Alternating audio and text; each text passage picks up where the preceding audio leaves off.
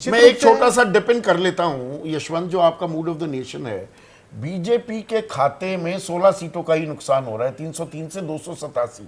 NDA की संख्या कम हो रही है। देखिए, एनडीए की संख्या कम हो रही है और हमारे एमओटीएन वाले जो अभी आकलन है उसमें 16 ही सीटें हमने प्रोजेक्शन में भी दी हैं एनडीए को टोटल। 24 सीटों का हमने विपक्ष के गठबंधन को हमने उसमें प्रोजेक्शन दिया है। लेकिन संजय भाई जिस ओर इशारा कर रहे हैं वो बहुत इंटरेस्टिंग पॉइंट है। होता क्या है कि हम एनडीए के नुकसान को बीजेपी पार्टी का नुकसान मान लेते हैं कई बार, जो कि नहीं हो रहा है।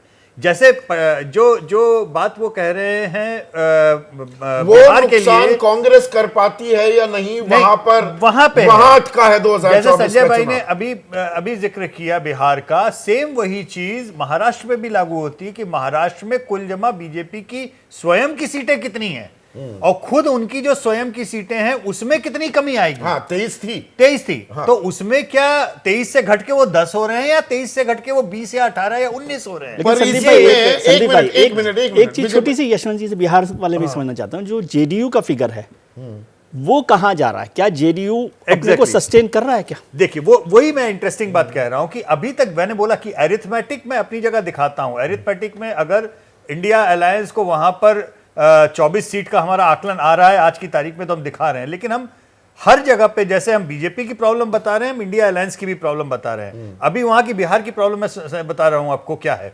बिहार की प्रॉब्लम यह है कि मुख्यमंत्री की छवि या उनकी अप्रूवल रेटिंग इस समय दिनों दिन रसातल की ओर जा रही है, दिनों दिन। अब आप पूछेंगे कि ये विरोधाभासी है, अगर मुख्यमंत्री की छवि जा रही है तो ये इंडिया अलायंस कैसे जीत रहा है? उसका कारण यह है उनकी छवि रसातल में जा रही है, लेकिन तेजस्वी की छवि दिनों दिन चमक रही है। इस समय तेजस्वी वहां पर नंबर अपने आप में कहीं बैलेंस आउट कर रहे हैं। पर जो हम 4 राज्यों की बात कर रहे थे, बिहार और महाराष्ट्र की बात की संजय, पर मैं अब इसमें पश्चिम बंगाल और कर्नाटक भी जोड़ दूं। इन 158 सीटों में 124 पर एनडीए की जीत। खेल यहां अटकेगा, इंडिया कितना मजबूत गठबंधन बना पाता है, परस्पर विरोधाभास जो है उनको सुलट पाता है या नहीं, यहां पर भी अटका है क्या 2024 का नतीजा?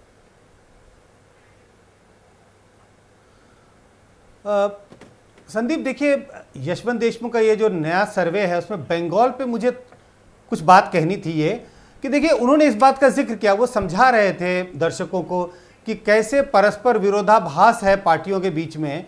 सीटों में उस परस्पर विरोधाभास को उन्होंने आकलन कर लिया, लेकिन वोट को जोड़ दिया। उन्होंने स्वयं बताया कि बीजेपी बंगाल की अगर बात करें तो उसमें 57% वोट है, उसमें तृणमूल कांग्रेस भी है और लेफ्ट भी है। आप वोट में उसको अकाउंट कर लेते हैं एक साथ, सीटों में उसको अकाउंट नहीं करते, सीटें बहुत अलग हो रही हैं।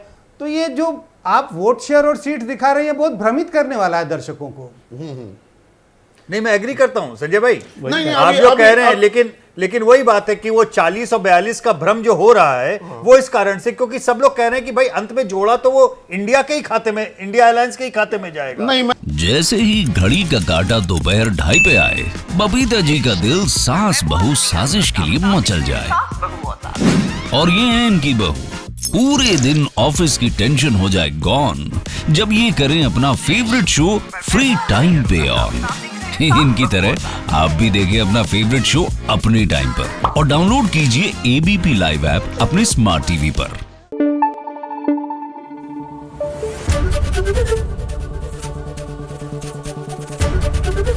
एबीपी न्यूज आपको रखे आगे।